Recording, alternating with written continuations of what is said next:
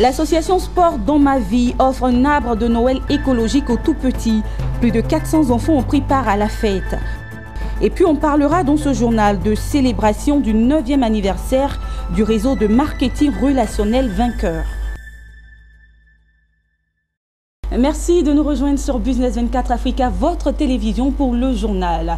C'est déjà Noël et en Côte d'Ivoire, les enfants prennent toujours du plaisir à vivre la magie de cette fête. À Abidjan, l'association Sport dans ma vie, présidée par Jean-Louis Moulot, a célébré Noël dans le parc national du Banco. Un arbre de Noël écologique a été offert aux riverains de ce site. Plus de 400 enfants ont pris part à cet événement. Des explications avec Corona Sekongo et Eliane Kouadio. En plein cœur de la commune d'Abidjan, un site totalement vierge, le parc du Banco. C'est ici que l'ONG Sport dans ma vie, présidée par Jean-Louis Moulot, a fait vivre des moments magiques à plus de 400 enfants venus des villages riverains du parc, Anokwa, Andokwa, Agbon-Atié et Abidjan-Agbon. Tout était réuni pour permettre aux enfants de vivre un moment de rêve. Distribution de cadeaux et de jeux divers, toboggans, châteaux gonflables, prestations de clowns et déjeuners copieux. Pour notre 5e arbre de Noël, nous avons décidé de célébrer cet événement au sein du parc national du Banco. Pourquoi le parc national du Banco? Tout simplement parce que nous organisons des marches ici régulièrement et nous avons constaté combien il est bon de passer du temps au sein de ce parc-là, qui est un véritable poumon pour la capitale d'Abidjan et qui est aussi le centre hydraulique de la capitale d'Abidjan. Nous avons décidé de faire venir ici plus de 300 enfants des quartiers alentours, des enfants démunis, des différents villages parmi lesquels Songon-Aban, Ondokwa, Abobobo, Songon-Atié et tout. En fait, tous les villages qui sont alentours afin de pouvoir leur procurer une joie pour cette grande fête qu'est la Noël. Cet arbre de Noël a été organisé par l'ONG Sport dans ma vie en collaboration avec l'ONG Vision Verte et le service de communication de l'OIPR, Office ivoirien de parcs et réserves. Le parc national du Banco fait partie des 14 aires protégées placées sur la gestion de l'OIPR. Il est au cœur de la ville d'Abidjan avec une superficie de 3438 hectares. C'est un site sécurisé par une brigade mobile de commandos forestiers de l'OIPR. Il offre des commodités pour les sorties entre amis et collègues, idéal pour le sport et les rassemblements d'enfants qui pourront apprendre sur les vertus de la forêt.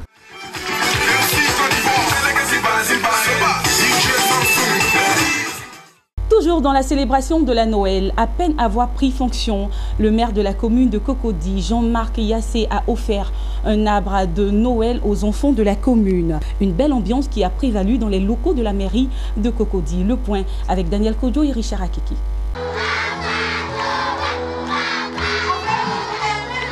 Ils sont nombreux, ces enfants qui ont répondu à l'appel de Jean-Marc Yassé, nouveau maire de la commune de Cocody. Dans une ambiance bon enfant, accompagnée par la fanfare, les enfants se sont bien divertis avec les clowns et autres artistes. Mais faites doucement. Position à deux, c'est bon ça.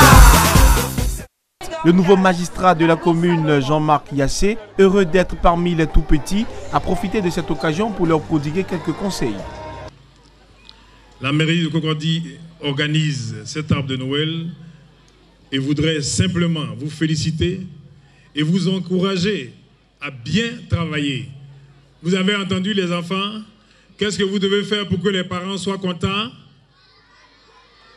J'ai pas bien compris. Merci. Vous devez bien travailler à l'école. Et respectez vos parents et respectez ce que disent vos parents. Vous devez être obéissant à tout ce qu'ils vont vous demander de faire. L'objectif de Jean-Marc Yassé est d'encourager les enfants à bien travailler à l'école. Ce sont plus de 3000 cadeaux offerts aux tout-petits de Cocody pour leur bonheur. Dans l'ordre et la discipline, les enfants sont passés à tour de rôle prendre leur présent. Aussi, le maire donne un rendez-vous à chaque fin de trimestre pour célébrer les meilleurs élèves et étudiants de la commune.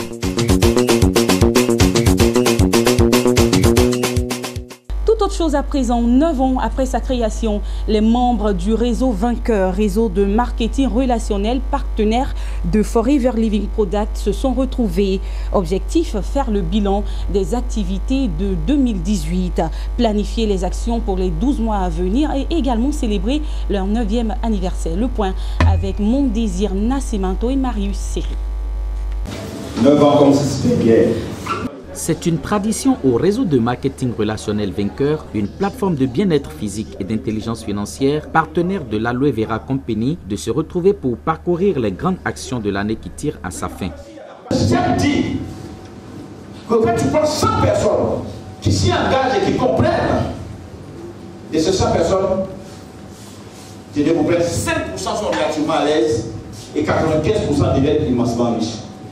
Plusieurs sujets ont été abordés, les challenges enregistrés au cours de l'année, le point des activités de donation et les défis brillamment relevés par les FBO Forever Business Owners. Les FBO ont félicité à cet égard la figure de proue pour la transformation qualitative que son réseau leur a apportée depuis sa création. Forever a été conçu pour nous permettre non seulement de bénéficier des produits de qualité pour notre bien-être, mais pour créer notre propre business. Qui parle d'excellence parle de valeur. Avec ce réseau, on a appris beaucoup de choses, beaucoup de valeurs comme l'amour, le partage, la joie, le succès et même le défi.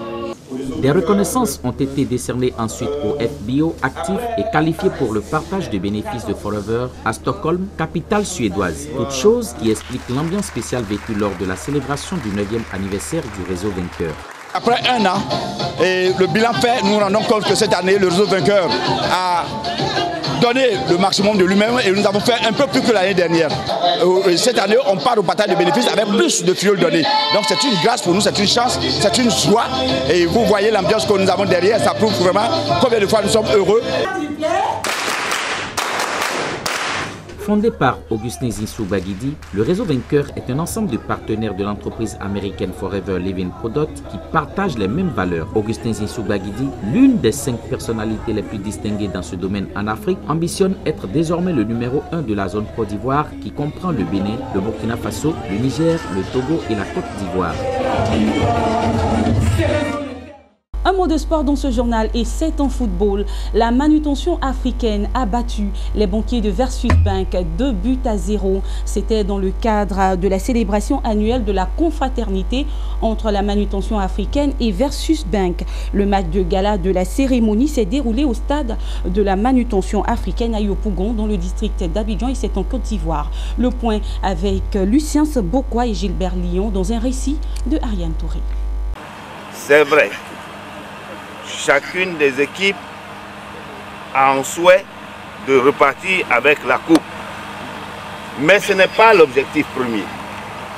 L'objectif premier, c'est d'abord de s'amuser ensemble. C'est cette ambiance de fête qui a prévalu lors du match de la confraternité et l'unité entre la manutention africaine et Versus Bank en jaune et bleu. Déjà à la 9e minute, Emmanuel Atoueman donne l'avantage avec ce superbe but. Le temps de manifester la joie côté Versus Bank qui intervient cette action qui donne l'avantage à la manutention africaine. À la 10e minute, Zadi Djedje ne se fait pas prier pour rétablir la parité au score. Quelques actions d'éclat de part et d'autre, mais la marque reste échangée jusqu'à la pause, un but partout. À la reprise, Versus Bank coince manutention dans son camp pendant 20 minutes.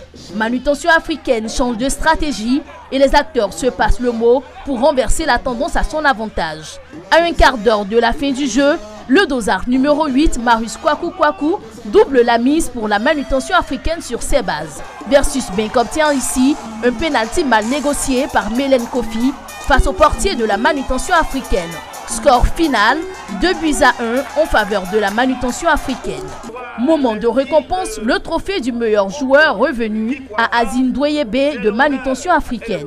Ensuite, les félicitations aux arbitres de la rencontre et des médailles à chaque équipe.